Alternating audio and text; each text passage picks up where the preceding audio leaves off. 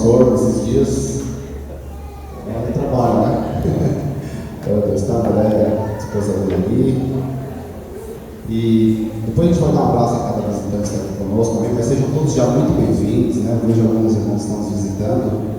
Hoje vai ser tratado um tema bem triste, porém deve ser comentado, falado, porque as pessoas têm passado por essa enfermidade, por esses ataques na alma, né, que é a depressão. E hoje o Leandro vai estar dizendo, falando, esclarecendo um pouco mais para nós, né, para a igreja, e consequentemente eu creio que vocês vão ajudar muitas vidas. E em nome de Jesus, tudo fundamentado na palavra, porque a palavra é poder para nós, amém?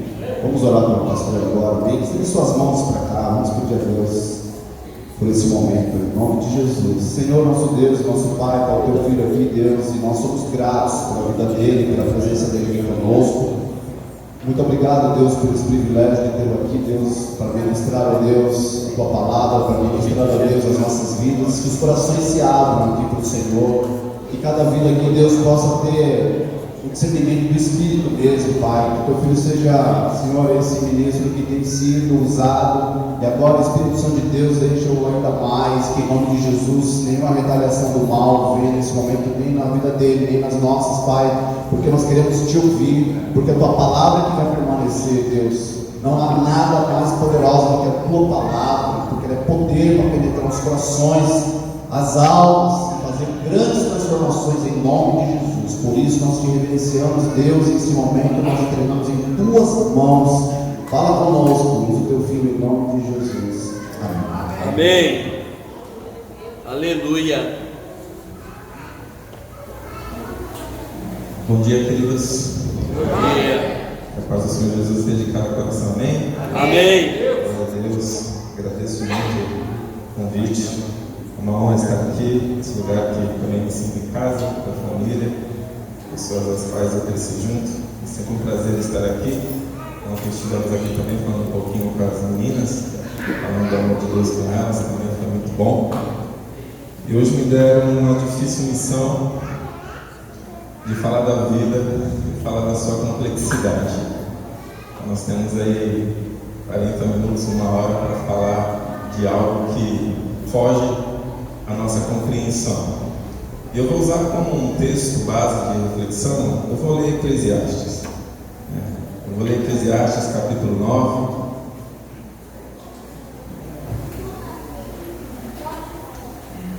Capítulo 9, a partir do verso 11. Está disponível para iniciar sobre a vida nessa manhã? Amém. Está com sono? Dormiu bem? Dormiu bem? Se percebeu alguém com sono, dá um cutucão aí, porque a gente vai ter que refletir um pouquinho hoje. Porque a vida é bela, amém, meus irmãos? Amém. A vida faz sentido, amém? Amém. Há controvérsias. A vida não faz sentido.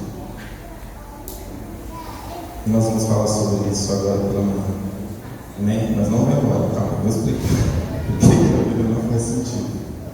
Vamos ler Eclesiastes capítulo 9, eu vou ler a partir do verso 11, que diz assim: Percebi ainda outra coisa debaixo do sol. Os velozes nem sempre vencem a corrida. Os fortes nem sempre triunfam na guerra. Os sábios nem sempre têm comida. Os prudentes nem sempre são ricos. Os instruídos nem sempre têm prestígio, pois o tempo e o acaso afetam a todos. Amém? Amém. Que o Espírito Santo fale aos nossos corações em nome de Jesus. Querida, a vida não faz sentido. E quem está dizendo isso não sou eu, é Salomão. A vida não faz sentido. A partir do verso 9, ele diz assim: desfrute a vida com a mulher a quem você ama todos os dias desta vida, sem sentido que Deus dá a você debaixo do sol. A vida não faz sentido e é muito difícil entender isso. Não faz sentido uma pessoa lutar com o seu esposo por uma doença degenerativa, lutar por essa doença por 20 anos. 20 anos lutando por algo, indo para médico, voltando, tratamento, medicamento, fazendo todas as coisas. Ao passo que após 20 anos ele começa a ter uma melhora no seu corpo e volta a trabalhar e sai para trabalhar e atravessar a rua, morre atropelado. A vida não faz sentido. Não faz sentido um pastor e pai estar na igreja e em determinado dia entra pela igreja uma moça sentada numa cadeira de rodas. E esse pai, esse pastor olha por aquela menina se coloca de pé e ela é curada. Dias depois a sua própria filha morre por uma doença que os médicos não conseguem descobrir. A vida não faz sentido. Aconteceu isso com o meu pastor. A vida não faz sentido. Não faz sentido um corredor como a gente conhece, Michael Schumacher, correndo a mais de 300 km por hora, semana após semana. O cara vai esquiar, se acidenta e fica em estado vegetativo. A vida, ela não faz sentido. Não faz sentido quando a gente tenta entender algumas coisas que nos acontecem no dia a dia, queridos. Um pai e uma mãe que cuida de um filho desde a sua meninice, dando tudo do bom e do melhor, dando carinho e atenção, e quando esse menino cresce, essa menina cresce, se entrega à drogadição, e essa mãe já não sabe mais o que fazer, perguntando aonde foi que eu errei. A vida não faz sentido. A vida não faz sentido. Um casal se entregando, cuidando um do outro, em determinado momento uma das partes vira as costas e vai embora com uma outra pessoa. Para essa pessoa que ficou, a vida não faz sentido. Querido, algumas coisas fogem ao nosso controle. Algumas coisas, ou muitas coisas, fogem à nossa capacidade de administrar. E eu entendo que compreender isso nos dá saúde emocional. Mas há um detalhe que Salomão diz, e para mim aqui é o grande detalhe. Ele fala que a vida não faz sentido debaixo do sol. A vida não faz sentido dentro dessa perspectiva humana. A vida não faz sentido a partir da sua percepção, a partir dos seus órgãos do sentido, para tudo aquilo que acontece debaixo do sol, que tem a ver com a dinâmica do ser humano. Essa vida não faz sentido, e ele diz, olha, nem sempre os velozes vencem a corrida, porque qual é o sentido de ser o mais veloz? Chegar primeiro. Só que ele está dizendo que nem sempre os velozes ganham a corrida. Os fortes nem sempre triunfam na guerra. Qual é o sentido de ser o mais forte se não é para vencer? Os sábios nem sempre têm comida, os prudentes nem sempre são ricos, os instruídos nem sempre têm prestígio. Certo dia, voltando para minha casa após o trabalho, eu estava com o carro quebrado, voltei de Uber. Foi uma senhorinha que parou no carro, eu olhei assim, e ela me perguntou quem eu era, de onde eu estava vindo. Eu falei que era psicólogo, e aí você falou a palavra mágica, né? Quando você fala que é psicólogo, já aproveita para ouvir.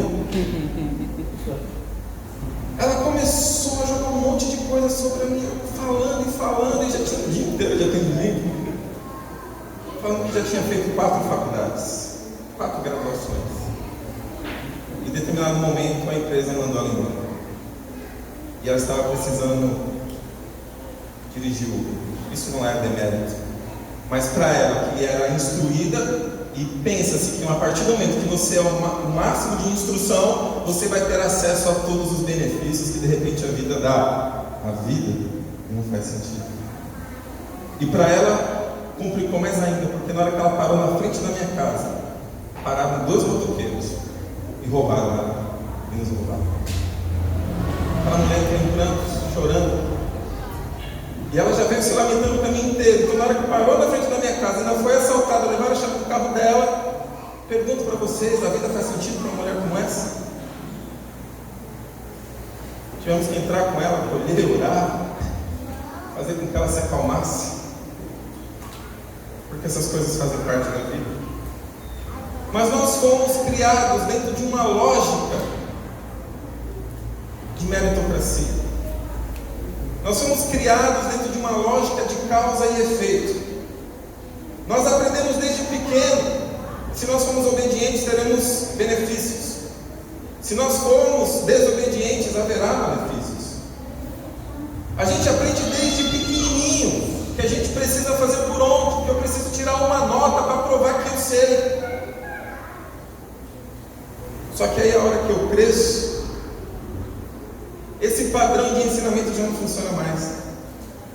Porque, como dissemos ontem, coisas boas acontecem com pessoas ruins, e coisas ruins acontecem com pessoas boas. A vida não faz sentido. E quando a gente tenta dar conta daquilo que nos foge ao controle, é justamente o momento que a gente vai se perdendo do sentido da vida e já não sabe mais o que fazer, e aquilo começa a entrar dentro de um esvaziamento de sentido e as pessoas se isolam. Mas Salomão está dizendo, uma palavra para mim, a palavra-chave aqui: a vida que não faz sentido é a vida debaixo do sol. Se tem debaixo, tem.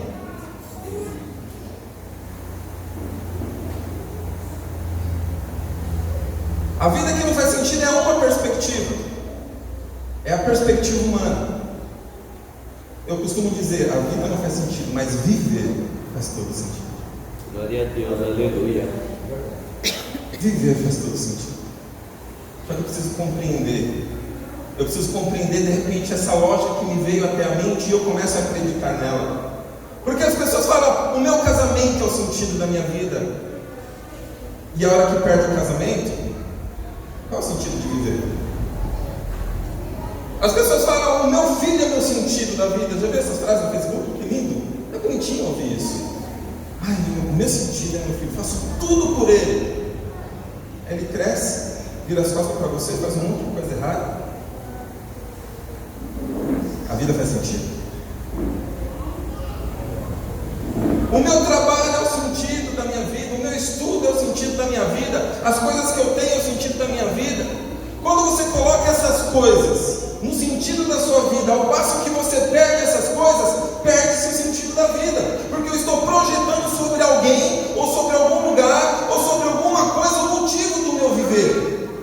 E quando aquilo de repente se vai, e quando aquilo de repente se perde, também se perde o sentido da vida. Agora, se viver faz sentido, é um dia de cada vez. Hoje não está bom, amanhã é outro dia. Glória a Deus, aleluia. Cada dia basta o Senhor. Mas se hoje está bom, amanhã também é outro dia. Eu preciso saber lidar com as nuances da vida. Eu preciso saber lidar com essa perspectiva. Muita gente tem buscado o sentido da vida a partir de realizações, a partir de bem-estar, a partir de conquistas, a partir dessas coisas que a Bíblia diz que o vento leva. Salomão, no seu início desse livro aqui de Eclesiastes, ele fala: olha, me propus a experimentar todas as coisas. Me propus, é como se ele falasse: olha, eu vou viver tudo aquilo que uma vida proporciona. Eu vou beber, eu vou trabalhar, vou me relacionar. Tudo aquilo que faz parte da vida, eu me propus a viver. A conclusão de Eclesiastes, a conclusão de Salomão é vaidade. Tudo é vaidade. Nada faz sentido. Essa é uma perspectiva que está difícil das pessoas entenderem no dia de hoje. Essa é uma perspectiva que está difícil das pessoas entenderem, porque elas estão muito buscando a realização das suas almas a partir daquilo que elas podem conquistar. E na verdade, o sentido do viver tem a ver com a perspectiva da forma como você enxerga a vida. Queridos, o ser humano é bio, psíquico, social e espiritual. O que quer dizer isso? Ele é bio porque ele é biológico. Ele tem uma matéria. Ele tem um organismo que funciona aqui. Ele é psíquico porque ele tem uma alma. Ele precisa dar conta do sentido da existência. Ele é social porque ele é um ser relacional. O ser humano não é uma ilha, ele depende das relações. E ele é espiritual porque a sua natureza é divina. Glória a Deus, aleluia. O desafio da nossa vida é entender o equilíbrio de todas essas coisas. O que eu digo para o pastor? Que eu contei um exemplo aqui que orou por uma menina que estava na cadeira de roda, ela foi curada, mas a sua própria filha morreu. É uma crise de fé, queridos? Será que ele não tinha fé suficiente para curar a filha dele?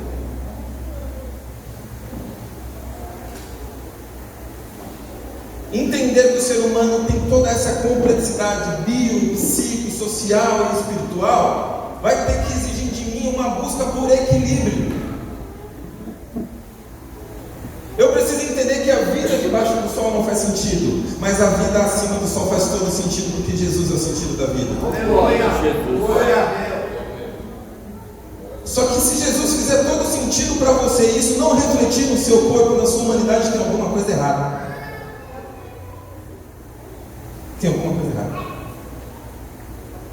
Eu preciso equilibrar as coisas, porque eu tenho fé, eu vou à igreja, eu oro, eu leio a Bíblia, mas tem coisas do meu biológico que eu não dou conta. Tem coisas na minha alma que eu não dou conta, mas a minha espiritualidade está ok, eu estou indo para a igreja, eu estou fazendo tudo aquilo que diz o protocolo, mas eu estou com um problema de relacionamento. Mas tudo bem, eu estou indo para a igreja. Eu estou cuidando do meu corpo, vou para a academia, me alimento de uma forma adequada. Mas os meus relacionamentos estão comprometidos. A minha espiritualidade está comprometida.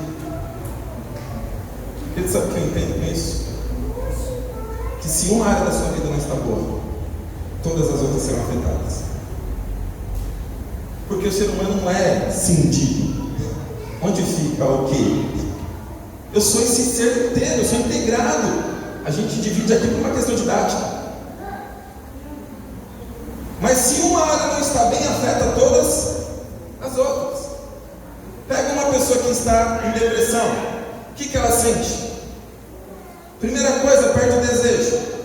Não tem vontade de fazer nada. Se isola, dificulta o processo relacional. Não tem mais vontade de comer, não se alimenta direito, troca o dia pela noite, não dorme de uma forma adequada, afeta o seu biológico. Começa a não querer mais receber visita, não quer saber mais de orar, não quer saber mais de buscar a Deus. Por quê? Porque alguma coisa afetou a vida dela que não está mais fazendo sentido. Logo ela começa a se distanciar de Deus. Olha como é uma coisa sistêmica, uma coisa que vai afetando a outra como se fosse uma reação em cadeia. Uma pessoa que está passando pela síndrome do pânico começa a afetar o seu biológico, porque ela começa a ter sensações de morte. E não adianta você falar para ela, não é verdade, você não vai morrer, porque o biológico está mandando informações para o cérebro dela de que ela vai morrer. Você tenta vir com o racional, tentando explicar para ela, mas não faz sentido, porque os sintomas que estão vindo no seu corpo é de morte. Começa a dar taquicardia, coração acelera, sudorese, pessoa não dorme direito à noite, pessoa que está com um nível de ansiedade muito elevado, pensamento acelerado, não consegue dormir. Por quê? Porque está pensando em problema, não consegue descansar, não consegue desligar. A vida está assim, ó, numa máquina, uma coisa, uma correria, naquela situação louca. Afeta as relações porque ela não consegue se comunicar, não consegue se relacionar. Já viu aquelas pessoas que você tenta conversar, a pessoa não consegue focar na conversa? Não consegue focar a atenção? Só que vai dormir e fica rolando a cama durante a noite, vai e volta, e vai e volta, e vai e volta. Vai afetar o seu biológico, porque a pessoa que está com nível de ansiedade, ela vai atacar e vai buscar alguma válvula de escape. Normalmente é na comida, que é uma fonte de prazer. Só que às vezes não é na comida, é na drogadição. Às vezes é na medicação e vira hipocondria. Vocês estão percebendo que é tudo uma reação em cadeia? Sim ou não? Sim. Mas o desafio é justamente buscar o equilíbrio da perspectiva da vida debaixo do sol, da perspectiva da vida acima do sol. O ser humano é bio, psico, social e espiritual. quando alguém tem algum problema, eu preciso conseguir fazer o diagnóstico certo. Porque se eu não conseguir fazer o diagnóstico certo, o que eu estou fazendo é apenas dando uma medicação para tirar a febre, mas eu não descobri o real motivo da inflamação. As pessoas que vão à igreja costumam entender que o motivo da dor, da ansiedade, da depressão, de todas as doenças da alma é a espiritualidade. E só focam nisso. E só focam nisso. Ao passo que os sintomas não diminuem, só aumentam. A pessoa começa a entrar num estado de desespero. E o que a gente começa a ver aí fora são pastores se suicidando. Aqueles que ensinam sobre a fé, mas que são meninos em entender sua estrutura emocional. Aqueles que conhecem muito bem sobre teologia, mas não respeitam minimamente o seu próprio corpo. Integração. Olha o que Salomão diz, querido. Você está com a Bíblia aberta aí? No versículo 10.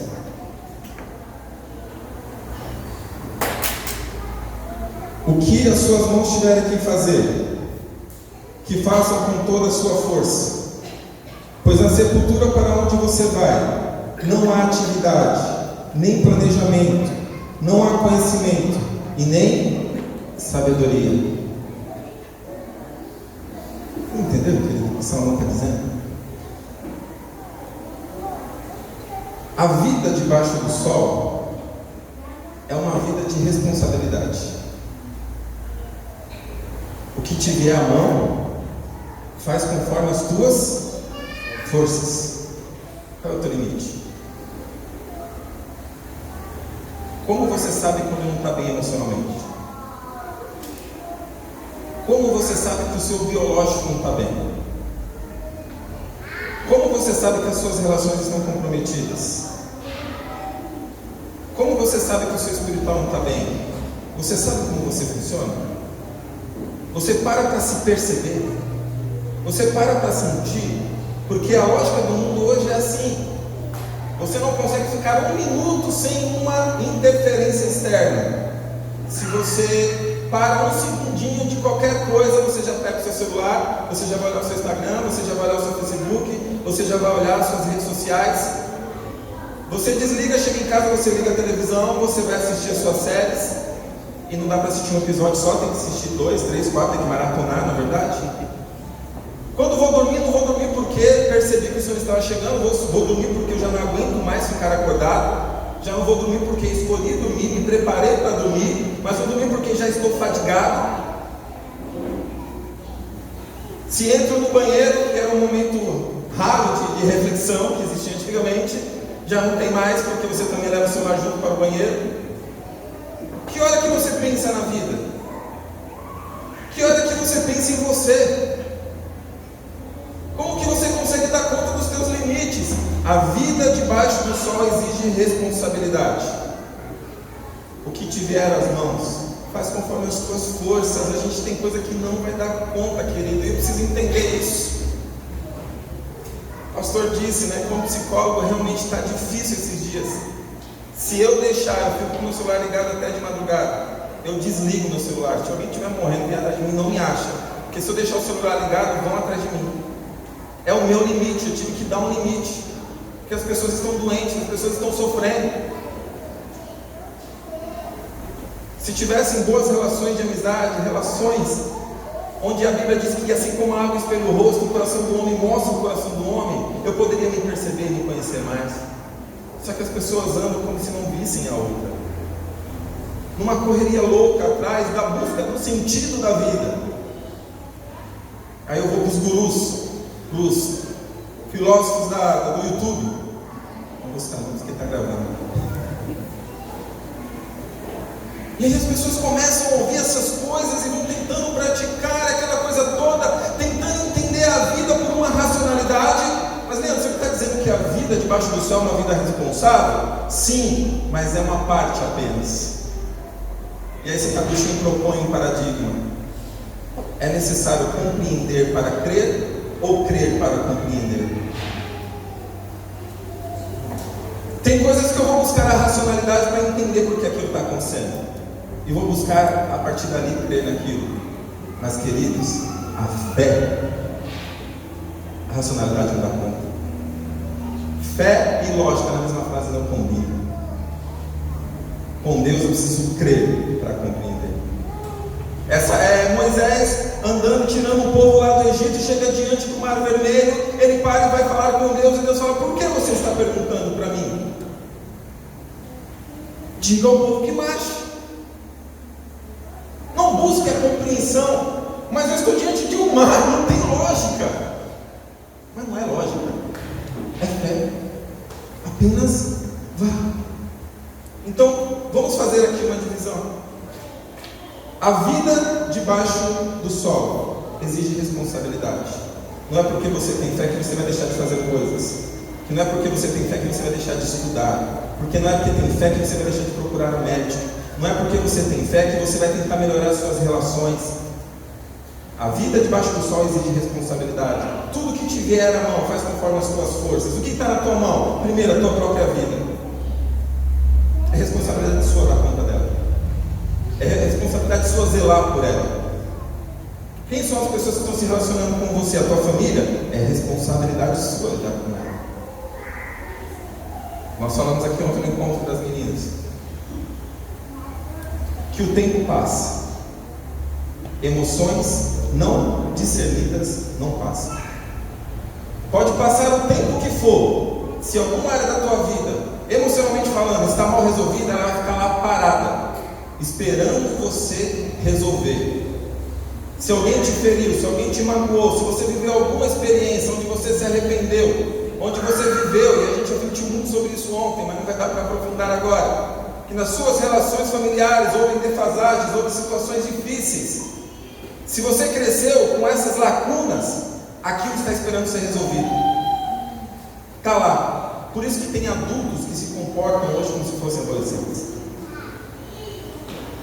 Pessoas que são mais velhas, mas que num aspecto da vida deles, eles são extremamente infantis. Porque aquele aspecto da vida dele está lá para ser resolvido, ele precisa resolver. Se eu não liberar perdão, e aí nós conversamos isso ontem, é como se alguém fizesse um empréstimo no meu nome. Eu apenas cedi o meu nome. Se a pessoa não pagar, quem paga a conta? A não ser que você queira ficar com o seu nome sujo. Mas se fizer um empréstimo no seu nome e a pessoa não pagar, quem vai pagar é você. Se alguém te magoou, se alguém te feriu, se alguém fez alguma coisa com você, não vai mais ficar adiantando correr atrás e tentar entender quem foi que me feriu, ficar esperando que essa pessoa venha me pedir perdão, com que essa pessoa venha reparar o erro que ela cometeu para comigo. Eu preciso pagar a conta. E falar: eu sou responsável por isso. E falar assim: Senhor, eu libero perdão. Não foi culpa minha. Não foi eu que causei isso. A pessoa que veio e abusou de mim, a pessoa que veio e me feriu, a pessoa que veio e me negligenciou, meu pai e a mãe que não me assistiu, meu pai que me abandonou, a minha mãe isso, minha mãe aquilo. Não vai mais adiantar ficar falando isso. A conta agora é minha. Não adianta mais eu ficar olhando para o passado e meu pai, minha mãe, isso, aquilo. Isso é vida responsável. É a vida debaixo do sol. Mas olha o que diz Eclesiastes capítulo 3, querido. Abre aí por gentileza, versículo 11.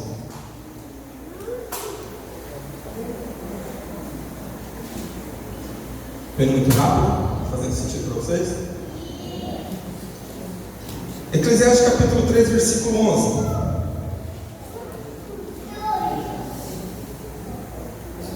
Diz assim: ele fez tudo apropriado ao seu tempo. Também pôs no coração do homem o anseio pela eternidade. Mesmo assim, ele não consegue compreender inteiramente o que Deus fez. Então vamos lá. A vida debaixo do sol é uma vida de responsabilidade. Tudo que te vier à mão, você tem que fazer conforme as suas. Qual é o seu limite? Não deixe para fazer depois, porque depois amanhã não tem mais vida. Não tem mais o que fazer. É responsabilidade sua. Só que ele fala que no coração do homem Deus colocou a intenção. E o desejo, o voltar-se para a eternidade, mas que o homem não consegue dar conta disso. Ou seja, para ele entender a totalidade da vida dele, ele precisa olhar para o autor da eternidade. E agora vamos olhar para a vida acima do sol. Qual que é o sentido da minha vida? O que diz João 3,16, queridos? E Deus amou o mundo de tal maneira que deu seu único filho, unigênito do Pai, para que todo aquele que nele crê não pereça, mas tenha o que, queridos? A vida eterna. E agora eu começo a acessar a minha identidade, a minha natureza espiritual. Eu sou um ser voltado para a eternidade. Há em mim, como diz aqui em Eclesiastes 3, Deus colocou isso em mim. Eu preciso me voltar para as coisas do divino, para as coisas da espiritualidade, para as coisas do eterno. Mas olha o que diz João, capítulo 17. Abre aí, queridos. Se não, anota para você ler depois em casa.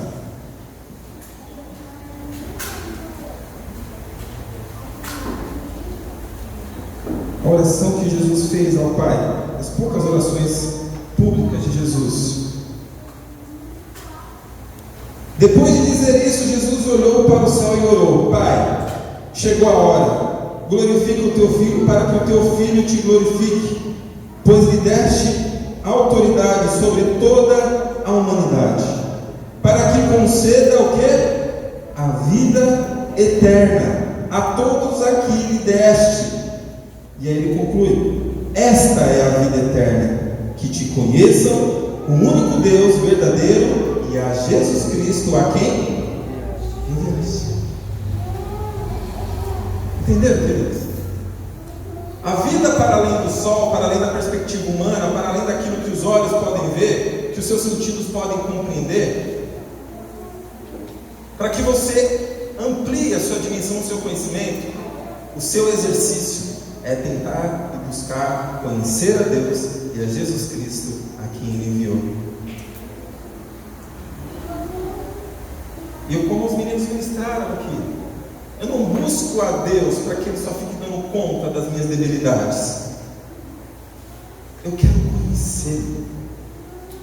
Eu quero me parecer com Ele, como diz o apóstolo Paulo em Filipenses capítulo 3. Eu reputo tudo como perda, tudo aquilo que eu humanamente conquistei, para mim, isso não tem valor algum, porque o que eu quero mesmo é ser parecido com Ele. Porque ao passo que eu sou parecido com Ele, a minha existência humana começa a fazer sentido. Só que, queridos, tem uma questão: quanto mais eu me aproximo de Jesus, dói. Sabe por que dói?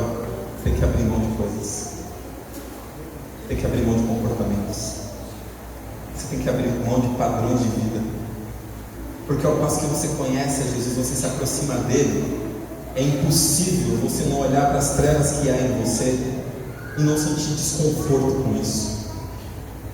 Mas eu sinto que nós estamos buscando hoje uma espiritualidade conveniente, uma espiritualidade de Cristo que me aceita do jeito que eu sou, e de fato isso é verdade.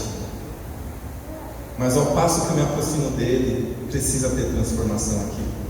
Aquele que rouba não rouba mais, aquele que mata não mata mais, aquele que fazia coisas erradas não pode fazer mais, porque uma vez que eu me aproximo dele, eu sou um pequeno Cristo e como tal, preciso agir como ele. Amém. Amém. E hoje o grande movimento são os desigrejados, das pessoas que estão buscando uma igreja para quem não gosta de igreja,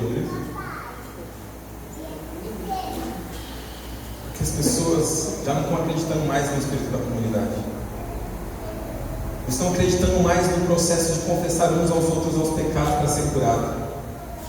É mais fácil entrar num grande lugar, sentar, receber uma palavra e ir embora, porque eu não preciso ter que prestar contas para ninguém. Mas a vida humana, ela exige responsabilidade, ela exige troca. Você tem responsabilidade para alguém, você tem que prestar conta para alguém. Mas a vida acima do sol vai exigir de você se dedicar em buscar conhecer a Deus e a Jesus Cristo a quem Ele enviou. Só que tem um problema: você não faz isso por força, você faz isso por... E as pessoas estão tentando chegar a Deus dentro de uma lógica, estão tentando entender Deus a partir do sentido da vida. Mas quem te convence do pecado, da justiça e do juízo é o Espírito Santo de Deus. Amém. Glória a Deus. E não faz sentido com a perspectiva humana. Mas você precisa ter fé, porque a Bíblia, lá em Hebreus capítulo 6, diz isso: que sem fé é impossível agradar a Deus. E é necessário que aqueles que o buscam creiam que Ele existe e que é galardoador daqueles que o procuram, o buscam. Então, até postei esses dias no Instagram que eu não sei se a crise do ser humano é uma crise de fé ou uma crise de consciência. Na verdade, eu sei, é dos dois.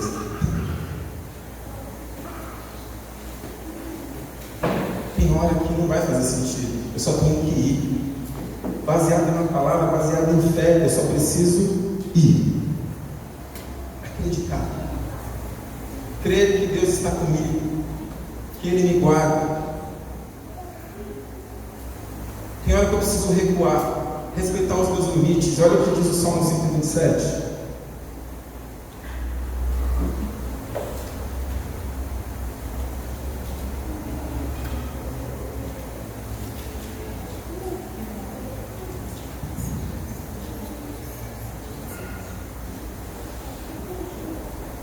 Se não for o Senhor, o construtor da casa, será inútil trabalhar na construção.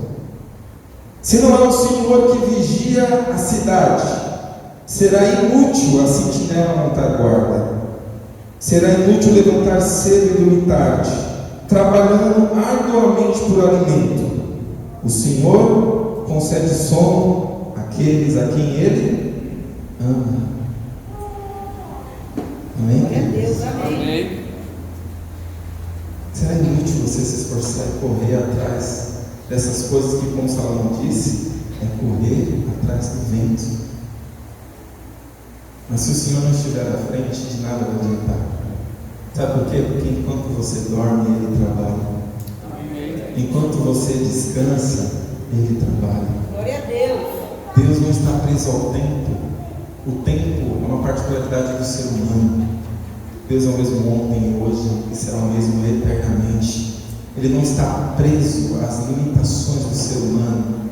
Antes mesmo que o pensamento venha à sua mente, Deus já conhece. Ele sabe a sua necessidade, Ele sabe por aquilo que você passa. Mas Ele fala na tua palavra: busque em primeiro lugar o reino de Deus e a sua justiça, e as demais coisas vos serão acrescentadas. O coração do homem está para as coisas do homem, para as coisas do mundo, mas o homem precisa se voltar para Deus. Mas ele não pode negligenciar as coisas do homem. É responsabilidade, equilíbrio, vida acima do sol, vida abaixo do sol, bio, psico, social, espiritual. Ele precisa dar conta de tudo.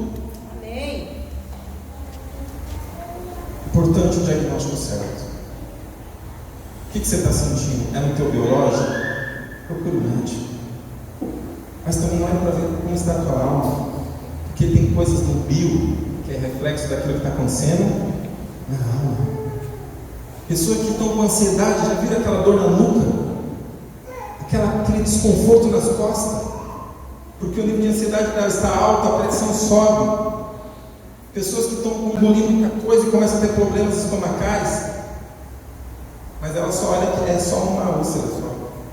Mas quando você olha para a história, você vê um monte de saco engolido, você vê um monte de coisa que está mal digerido na vida dela, mas que o corpo fala.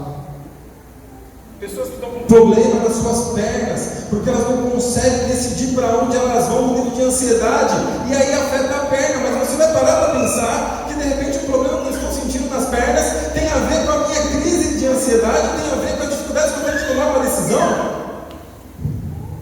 Não faz sentido. Mas por quê? Porque eu tenho a tendência a enxergar o ser humano fragmentado. Agora, quando eu enxergo ele como um todo, o meu corpo pode estar tendo sintomas, mas de repente a causa é emocional, de repente a causa é um relacionamento, e de repente a causa é espiritual. Quando eu aprendo a olhar para tudo, eu começo começa a falar: opa, eu vou olhar aqui, vou olhar aqui, vou olhar aqui e também vou olhar aqui. Isso é inteligência emocional. Só que normalmente é mais fácil jogar para Deus, né, querido? Fala a verdade. Eu vou orar, vou chamar um pastor, vou fazer um culto aqui na minha casa, fazer uma campanha. Mas você não vai fazer uma responsabilidade de ter que ir no médico fazer uma dieta e perder peso. Não. É o inimigo, Senhor. É o inimigo. Não é o inimigo, é que você está comendo demais. Não é o inimigo. É você. E eu percebi isso fazendo um treinamento numa empresa sobre cuidando do cuidador. Falando sobre o emocional, como os professores têm que cuidar de si mesmo antes de cuidar dos outros. Isso aqui daqui a pouco eu parei de você. E você, Leandro? Você está cuidando de você? Você está dando um treinamento para as pessoas aprenderem a cuidar de si mesmas. E você que está nessa loucura, sai às vezes 3, 4 palestras no mesmo dia. Você está cuidando de você? Aí vem aquela... É verdade, eu não estou. Aí vamos para nutricionista, vamos para academia, vamos para todo lugar que tem que ir. E vai. Nossa, já foi 8 quilos embora, né? Chega lá. Porque a gente vai acumulando e depois a gente quer que as coisas sumam assim.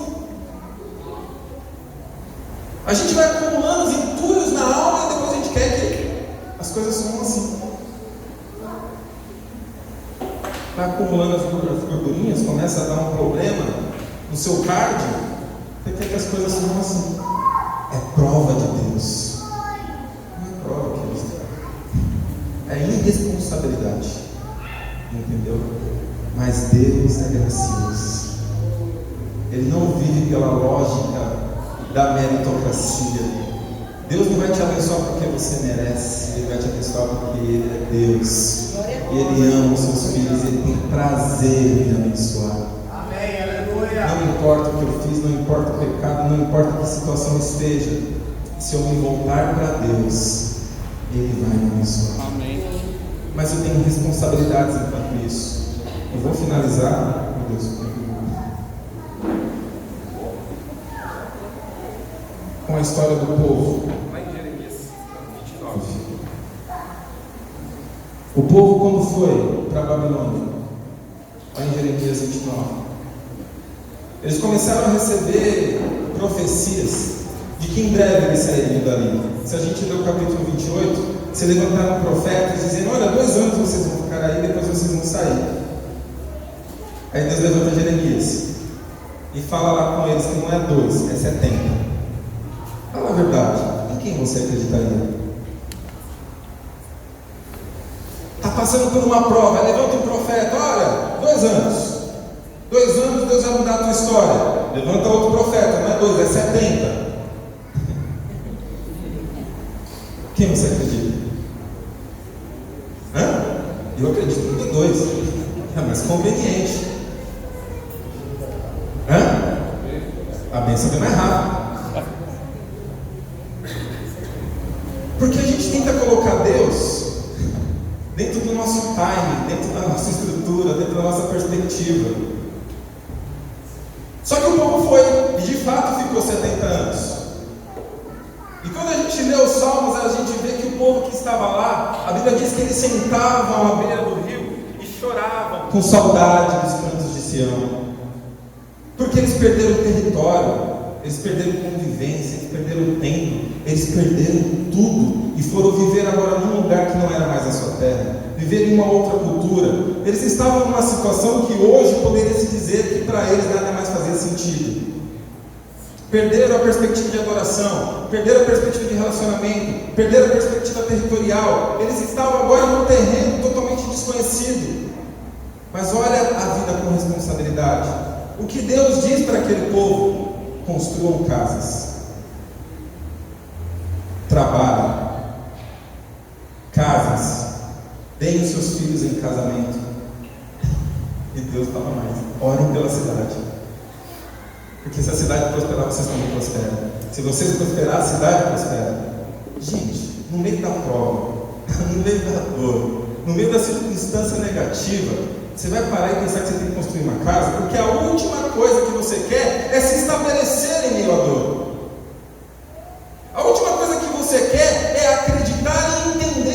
processo que porventura você esteja passando é necessário passar. Eu quero sair disso logo. E aí Deus fala: não, você vai ficar 70 anos aí. E digo mais, você não vai ficar 70 anos de braço cruzado. Você vai construir casa, você vai trabalhar, você vai se relacionar, os seus filhos vão casar, você tem que orar pela cidade. Não faz sentido. Eu quero sair daqui, eu quero voltar para Jerusalém, eu quero voltar para minha casa, eu quero sair dessa dor, eu quero sair dessa angústia, eu quero sair desse problema, eu quero sair dessa situação. A questão é: Deus, enquanto eu não saio daqui, o que eu tenho que fazer? Deus, enquanto isso não passa, porque eu creio que o Senhor é poderoso para fazer, mas se o Senhor não fizer agora, o que eu tenho que fazer enquanto aqui estou? O que? E ao final desse capítulo ele fala: e se o meu povo, que se chama pelo meu nome, orar, não serve segundo. Confundi agora. Vamos lá. Não vou ler errado. Abre aí Jeremias capítulo 29.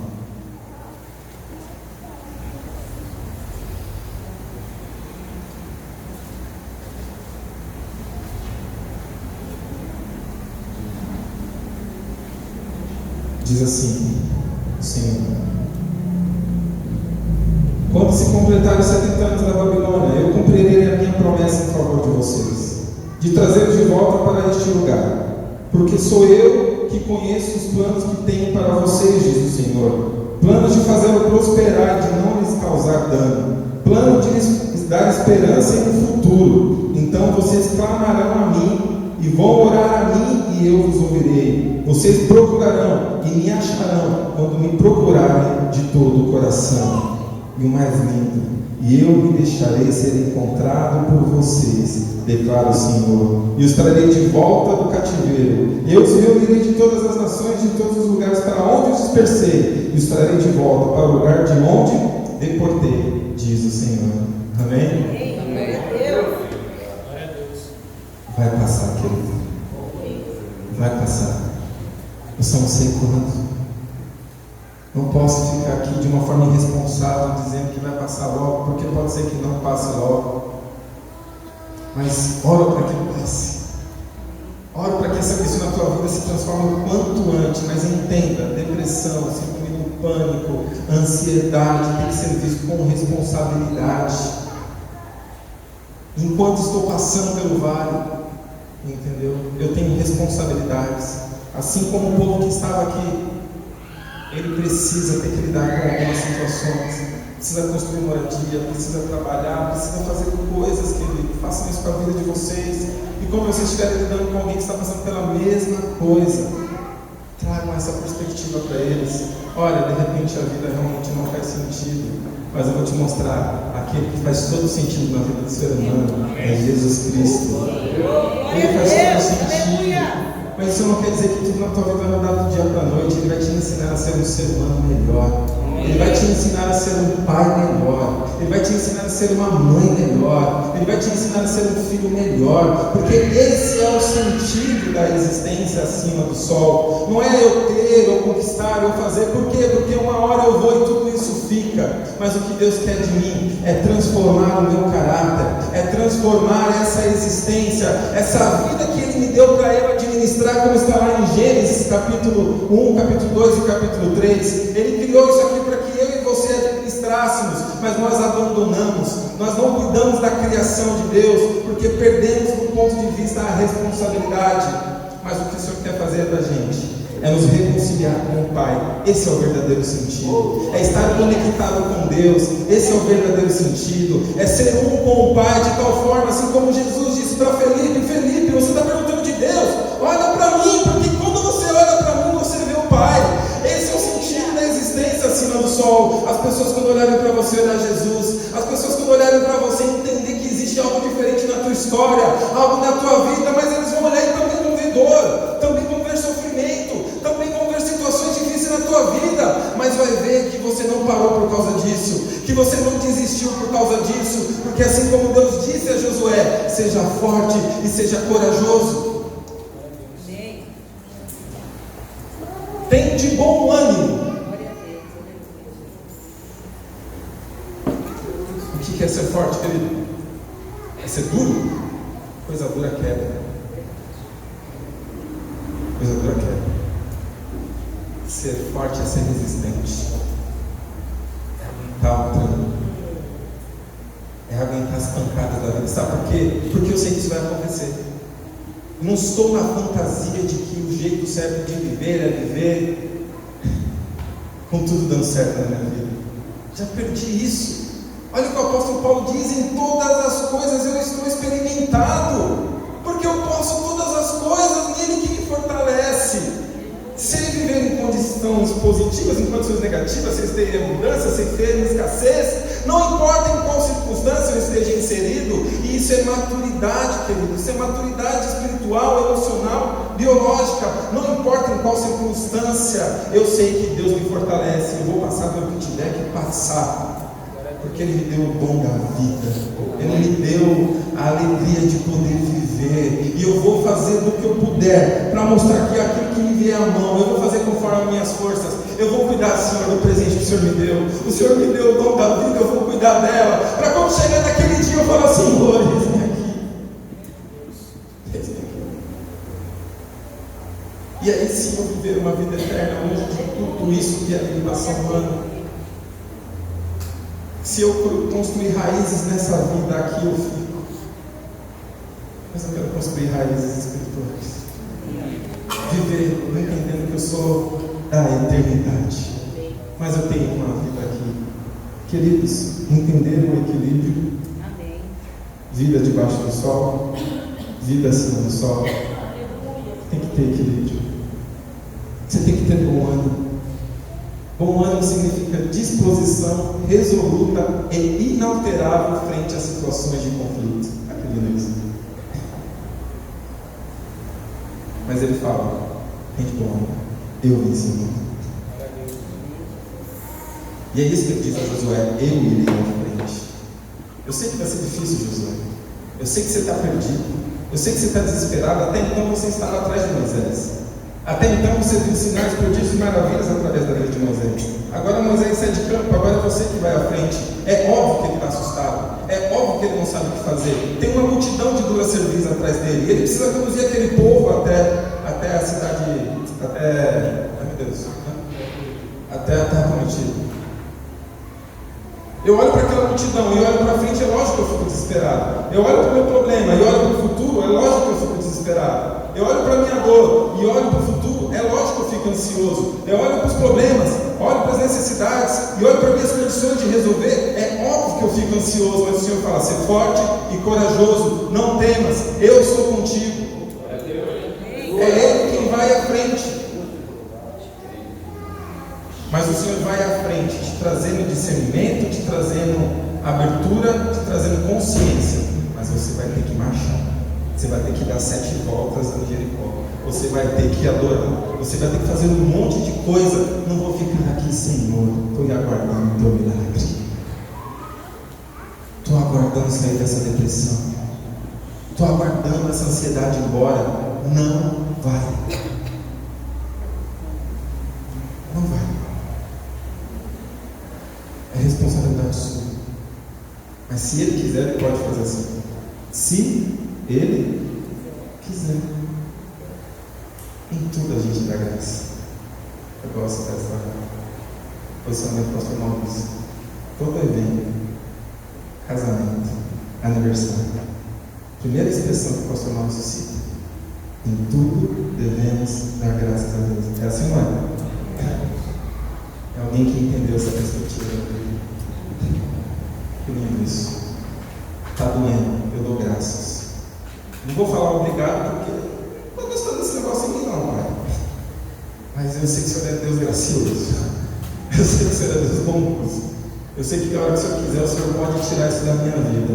Mas se o Senhor não tirar, eu continuo adorando. Amém. Eu continuo orando. Eu continuo marchando. Está doendo? Tira esse espinho, Deus não vai tirar. Então eu continuo marchando, prosseguindo para o alvo. Porque se algum dia Ele quiser, Ele faz. Amém, queridos? Amém. Glória a Deus. Não é mais fácil pensar na vida assim? Aí eu pergunto para vocês: a vida faz sentido? Hã? A vida faz sentido ou não? A vida debaixo do sol? Não. Mas acima do sol, sim. Se eu equalizar as duas coisas, eu terei um viver com sentido. Viver com sentido. Então, se vocês estiverem passando por situação de depressão, ansiedade, gente, não dá para entrar em pormenores de cada doença, porque a gente ficaria aqui, são várias variações, porque cada pessoa sofre de um jeito, existem algumas coisas que são comuns, entendeu? Mas se eu falar que a causa da depressão é isso, as pessoas vão parar de olhar para as outras causas, entendeu? Porque para cada pessoa, porventura, é uma causa, entendeu? Se eu falar que a causa do síndrome do pânico é isso, para cada pessoa tem uma causa, entendeu? Fato é que as pessoas sucumbiram. Fato é que as pessoas aguentaram até onde acharam que conseguiria aguentar e chegou um momento que o corpo já não deu mais conta. Chegou um momento que a mente já não deu mais conta. E aí os sintomas começam a vir. Para colocar tudo em ordem, entendeu? Primeiro preciso de um acolhimento. E o acolhimento significa que eu primeiro preciso cuidar desse biológico. A pessoa precisa voltar a dormir melhor. Primeira coisa que as pessoas chegam lá no consultório e começam a ver se a pessoa está dormindo bem, porque dormir significa restabelecer o biológico. Se eu durmo mal, se eu durmo pouco, se eu durmo picado, o meu dia já vai ser com baixa energia. As pancadas que me vierem durante esse período vai me machucar muito mais. Se eu tiver com a minha energia bem estabelecida, porque eu dormi bem, descansei bem, me alimentei bem, eu vou ter mais condições de suportar algumas coisas da vida. Às vezes eu não consigo fazer isso por conta, não adianta eu dizer para você durma melhor, às vezes eu vou precisar de um remédio, às vezes eu vou precisar de uma medicação. O problema é que as pessoas têm medo de se viciar em remédio. Mas sabe qual é a questão? Quando eu uso o remédio como a cura única do meu problema. Porque se eu só tomo um remédio achando que isso vai resolver todos os meus problemas, eu vou ficar dependente do remédio, sabe por quê? Porque em determinado momento o remédio vai trazer sensação de alívio. E a gente se vicia em sensação de alívio. A gente se vicia em sensação de prazer. A ideia é que a medicação seja apenas um paliativo, seja apenas um suporte, enquanto você corre para dar conta das outras áreas da sua vida. Porque ao passo que você dá conta das outras áreas da sua vida, chega uma hora que a medicação sai de cena. E aí você segue a tua vida. Entendeu? Eu tomei medicação por 2 anos. 2 anos. Porque eu tinha... era como se fosse um ataque epilético. Eu apagava, eu desmaiava. Entendeu? Não sei o que vocês lembram disso. Só que a minha vida era louca. Cheio de faculdade, cheio de casa de madrugada, você estava longe pra caramba, e aquela situação toda, acordava às 5 horas da manhã, não descansava, não dormia, uma vida frenética. Em determinado momento, Natal, 25 de dezembro, estou com uns amigos na praça, tomando um sorvete, daqui a pouco, cai com a cabeça no chão. Faz exame daqui, faz exame dali, eletro, raio-x, tomografia, tudo. Não dá nada. Não dá nada. Aí você fala o quê? Crise de fé. Está sem Deus. Não, eu sempre digo assim, está sem Deus, está em pecado. Não. Eu tive que olhar para toda a minha rotina de vida e falar, opa, você acha que você é Superman? Você acha que você dá conta de tudo? Primeira coisa, eu mudei de faculdade. Porque eu queria estudar numa faculdade que tinha mais nome, só que ela longe era mais super tarde. Entendi que quem me forma não é a faculdade, é o dom que Deus colocou na minha vida. Eu só vou na faculdade para me instrumentalizar, para aprender uma teoria, mas o que sou, o que faço tem a ver com o poder de Deus em mim. Amém. A faculdade é só um nome, é só um título. Troquei, entendeu? Fui no médico, tomar remédio, tomei por 2 anos. Não tinha mais sintomas, mas qual era o tratamento? Tomar por 2 anos? Então vamos tomar por 2 anos. Tomei por 2 anos, volta ao médico. Não tem mais? Não tem. Tira o remédio. Segue a vida, já vou fazer mais de 10 anos, nunca mais tomei remédio para isso. Glória a Deus. Eu tenho que fazer, eu tenho que fazer. Se eu tiver com remédio, eu vou tomar remédio. Só que enquanto isso, eu vou cuidar da alma. Entendeu? Para entender as dores, as marcas, as feridas, porque esse comportamento é impossível, porque às vezes, como o apóstolo Paulo diz, aquilo que eu quero fazer eu não faço, aquilo que eu não quero eu faço. Existe um pecado em mim que tendencia a me levar para esse lugar? Sim, mas dependendo de como foi a minha história de vida, só reforça essa tendência pecaminosa. Mas se eu entendo da minha história por que eu tenho esse comportamento que me fere e fere as pessoas com as quais eu me relaciono, eu vou buscar ajuda, mas preciso dar conta do orgulho. Eu preciso dar conta de quem vão, o que vão dizer. Entendeu? É por isso que a maioria dos meus pacientes hoje, quase que 99%, são evangélicos. Porque na igreja eles não conseguem espaço para falar. ou têm espaço, mas não querem falar. E aí eu tenho que lidar com situações do tipo que o líder de casais está dando em cima da mulher que ele cuida. Eu tenho que dar conta de situações como o pastor está fazendo isso e aquilo outro. De como o diácono da igreja, que na igreja de uma forma, quando chega em casa é arrogante, enfim, insensível com a esposa. Eu tenho que dar conta do jovem que vai para a igreja e faz parte de todos os eventos da igreja, entendeu? Mas quando chega em casa, ele tem que lidar com um vazio na alma dele, que no fundo ele quer se matar. Então, que qualidade de vida é essa na igreja? Que qualidade de vida é essa em comunidade, queridos? É muito bom estar aqui sentado ouvindo uma palavra de Deus, amém? Amém. Mas o sentido da vida espiritual é relacionamento. Eu com você, nós somos imagem e semelhança do Criador, não é eu sozinho. Amém. É eu e você. Se alguém não está bem, a comunidade deveria sentir isso. A comunidade deveria se responsabilizar por isso. Nós deveríamos cuidar uns dos outros, porque como diz aqui mesmo em Eclesiastes, se você cair, quem levanta? Por isso não é bom estar sozinho. Por isso que é melhor ser em dois. Amém? Amém. Responsabilidade. Seu biológico não está bem? Vá no médico. Está comendo demais? Procura um nutricionista. Tem uma nutricionista aí, ó, né? Levanta a mão. Depois você pega o seu cartãozinho aqui, tá? Não está bem na sua alma? Primeira coisa, procure o teu pastor. Converse com ele. Se ele entender que aquilo vai para além dele, procure um psicólogo. Mas não procure qualquer psicólogo. Tenta procurar alguém de procedência. Alguém que você sabe que tem temor a Deus. É estranho dizer isso, eu sei que está gravando e sabe que em breve, muito provavelmente não vou conseguir falar de fé e de alma ao mesmo tempo, porque tem uma grande perseguição. Uma grande perseguição. O certo seria que o psicólogo teria que ser ético. Ético significa não influenciar o paciente. Ele deveria ser apenas espelho, para que ele possa conduzir a pessoa no melhor caminho. Só que, queridos, é impossível me relacionar com uma outra pessoa sem ser influenciada. Não tem como. Fica muito tempo numa roda de amigos que tem uma brincadeira, se daqui a pouco você não está fazendo a mesma brincadeira que aquela roda. Convive muito tempo com uma pessoa para ver se você pega os trejeitos daquela pessoa. É natural o ser humano se influenciar o outro. É natural. Então eu preciso cuidar e procurar um profissional adequado. Tomar uma medicação, peça mais de uma opinião. Às vezes eu vou no psiquiatra, ele dá uma medicação e de repente aquela medicação não está fazendo muito sentido. Finalizo com isso, atendendo uma paciente esses últimos 3 meses. Ela entrou no consultório parecendo de fato um zumbi. De fato, ela pisava como se estivesse caçando o chão assim. Aí ela sentou na minha frente, eu tentei entender, ela não conseguia falar. Não conseguia expressar o que sentia. Não conseguia falar o que estava acontecendo com ela.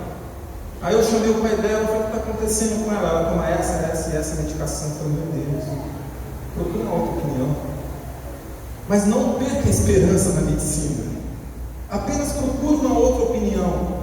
Ela foi num outro psiquiatra. O psiquiatra mudou totalmente a proposta de medicação. Que existe toda uma indústria farmacêutica aí fora. Tá? Mas olha a Deus que ele vai direcionar o profissional certo. Amém. O médico trocou a medicação. Passou 15 dias. Era outra pessoa entrando no consultório. Só que isso demorou 1 mês e meio. 1 mês e meio para eu conseguir acessar ela. Para eu conseguir entender o que estava acontecendo, que na verdade era uma depressão pós-parto. Após 1 mês dessa espera, 1 mês e meio, aí começa esse tratamento. A pessoa não vivia mais dentro de casa, a pessoa não só vivia dentro da mãe, porque a mãe que estava ajudando, o marido trabalhando, aquela coisa toda. E aí, ao prazo do tratamento, ela entra no consultório dela, o marido e a filhinha no colo. Na hora que eu dei aquilo, eu comecei a chorar. Deus é bom. Deus é bom. Esse foi um exemplo onde tivemos que olhar para todas as áreas. Fazer um pouquinho de cada coisa. Mexe no biológico, mexe na alma, mexe nas relações, traz aqui seu marido, traz aqui o pai, vamos entender esse processo familiar, vamos entender tudo isso que está acontecendo. Agora não perca a perspectiva de Deus, Ele é teu Senhor, entendeu? Ela era cristã, mas estava afastada da igreja. Não perca, deixa Deus conduzir a tua vida, não perca a tua fé, ao passo que vai olhando para todas as coisas. Aí você vê uma família restaurada. Porque não se precipitou em fazer o diagnóstico, querido. Então não se precipite em fazer diagnóstico das pessoas. Você não sabe o que ela passou, você não sabe o que ela tem passado, você não conhece a história de vida dela. Você não sabe. Nós falamos ontem aqui que é como se fosse um iceberg. Aquilo que o outro vê é só a ponta. Aquilo que você vê de mim, aquilo que eu vejo de você, é só a ponta do iceberg. A maior parte da sua existência está submersa. As pessoas não veem. Então não se precipite em julgar, não se precipite em condenar, em atirar a pedra. Mas eu sei que aqui vocês não fazem isso, mas vocês vão lidar com pessoas que fazem isso, entendeu? E proponha para essa pessoa uma visão ampla da vida, olhando para o biológico, para o psicológico, para o social e também para o espiritual. Amém, queridos? Foi isso que tentei resumir. Fala aqui sobre a complexidade da vida. Tem muito assunto, tem muita coisa para falar, tem muitas variações, mas é só um start, é só uma semente, né? Que o Espírito Santo possa entrar no teu coração, e Ele possa, de fato, não pelas minhas palavras, mas te convencer, para que você não se acomode na tua existência. Ele pode sanar o vazio da tua alma, Ele pode dar conta do tédio, Ele pode dar conta das tuas dores, só que Ele vai te instruir a ter responsabilidade. E é isso que a palavra do Senhor nos ensinou aqui. Eu preciso lidar com a ideia de que a vida não faz sentido.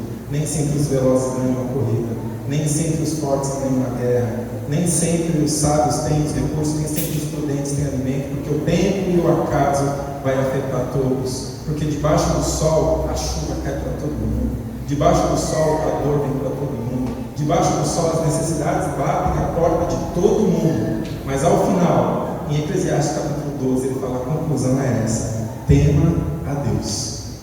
Essa é a conclusão. Tema a Deus. Tenha Deus como perspectiva, e o resto o Senhor vai orientando o que você tem que fazer e vivendo uma vida com responsabilidade. Amém, queridos? Posso orar para você?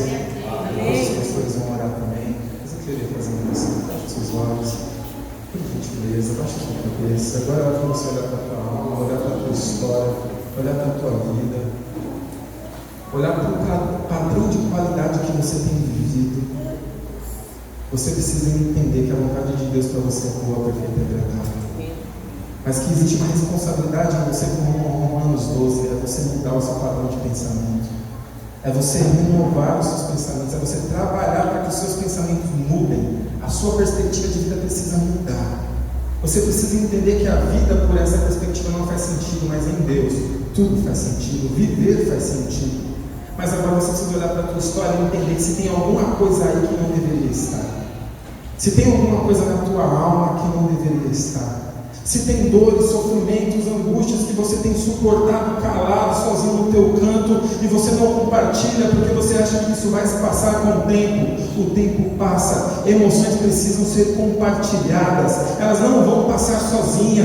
É óbvio que você tem que entrar no teu quarto, fechar a tua porta e buscar o teu Deus que te vê em secreto. Ele vai te recompensar, mas o mesmo Deus que diz isso, Ele também fala: procure os presbíteros, procure a igreja, confesse os seus pecados, para que você seja curado. O nosso Deus é um Deus de visão ampla, Ele enxerga todas as coisas, Ele não negligencia o seu biológico, Ele não negligencia a sua alma, Ele não negligencia as suas relações, Ele não negligencia a sua vida espiritual. Ele quer te fazer viver de uma forma ampla, para que você viva todo o bem do Senhor nessa terra. Mas nessa manhã você precisa reconhecer que você precisa de ajuda, você precisa reconhecer que você tem limite, você precisa reconhecer que você não é super, você precisa reconhecer que você tem fragilidades, você precisa abrir mão desse egoísmo bobo, você precisa abrir mão desta vaidade, você precisa abrir mão dessa perspectiva errônea da vida que te faz andar para longe do Senhor, buscando as satisfações da vida, esquecendo do autor e consumador da tua vida, que é Jesus. É nessa manhã que o Senhor quer mudar o padrão de pensamento da tua vida e fazer com que você ande de glória em glória, de vitória em vitória, mas sem a ausência de dores isso ao Senhor, apresenta ao Espírito Santo, fala: Senhor, eis aqui a minha debilidade, eis aqui a minha fragilidade, eis aqui a minha impotência, eis aqui o meu cansaço, eis aqui a minha dor, eis aqui, Senhor querido, aquilo que eu não consigo dar conta, Senhor, eis aqui esse pecado, Pai, eis aqui, ó Pai, essa situação que causa limitação na minha vida, que faz com que eu não viva, Pai querido, de forma, Pai querido, prazerosa nessa vida. Eu apresento ao Senhor, Espírito Santo de Deus. Oh Senhor, traga discernimento, Pai, traga, Pai querido, em nome de Jesus Cristo, cura os corações nessa manhã, Senhor.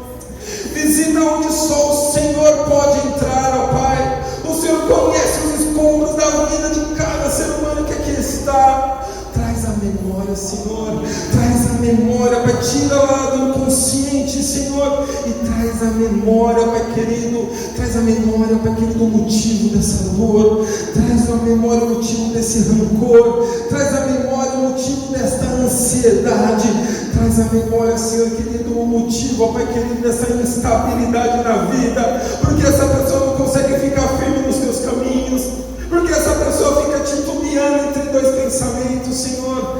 Traz a memória, Pai, traz a memória e vem com o teu bálsamo, vem com o teu sangue, Jesus, vem com a tua glória, Senhor, e muda a história, Pai querido, dessas famílias aqui reunidas nessa manhã, Pai querido, em nome de Jesus, restaura casamentos, ó Deus, oh Pai, casamentos que estão feridos, que não tem mais intimidade, ó Pai querido, que um se perdeu do outro, ó Pai querido, por causa das suas dores, porque não consegue mais compartilhar a vida. Meu Pai, em nome de Jesus, o Senhor é poderoso para fazer nova todas as coisas. Nós cremos dessa forma, Senhor querido. Faz nova todas as coisas, ó Pai. Esse filho que porventura está nas drogas, esse filho que porventura, ó Pai, que ele está em caminhos errôneos, ó Pai, em nome de Jesus Cristo, envia os teus anjos para acampar ao redor dele e traz de volta para os teus atos, Senhor. Traz de volta para o teu altar, Senhor. Traz de volta para a família, Pai.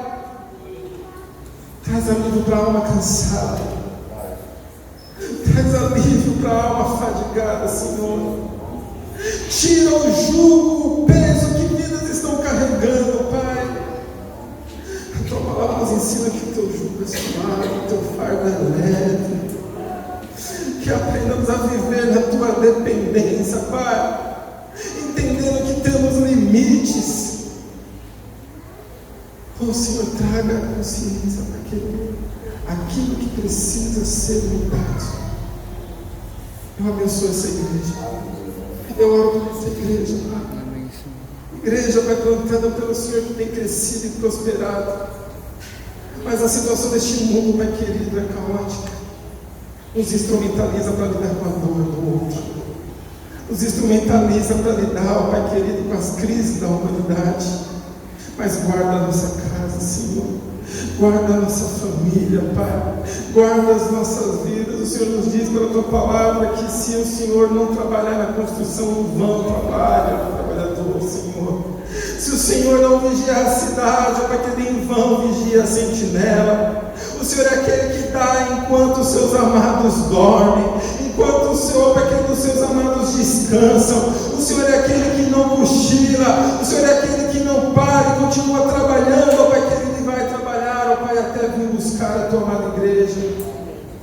Mas que nessa manhã haja uma injeção de ânimo, que o teu Espírito Santo, que sonda e conhece os corações, ó Pai querido, entre em cada interior, em cada íntimo, e coloca de pé o caído, ó Pai querido, e coloca de pé aquele que está prostrado, que traga esperança para aquele que está sem esperança, ó Pai, que traga renovo para aquele que está cansado. Nós cremos assim, Pai. Essa é a nossa oração nessa manhã, ó Pai querido, e pedimos a Ti, no nome daquele que vive e reina para todo sempre, aquele a quem toda a autoridade está sobre as mãos, aquele que tem sobre a sua autoridade toda a humanidade.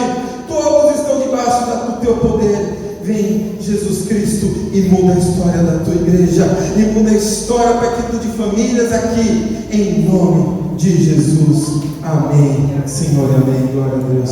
Aleluia. Deus abençoe, querido. Deus abençoe a tua vida.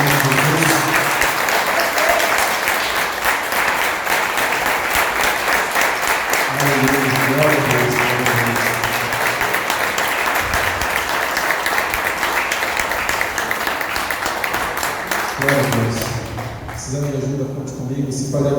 coisa te deixou em crise, que bom, espero que você fique em crise mesmo. A crise gera transformação, a crise gera mudança. Procure seus pastores, tá bom? Não deixe passar o tempo sem pedir ajuda. Deus abençoe a todos em nome de Jesus. Amém? Amém? Glória a Deus, né? Foi muito bom, foi?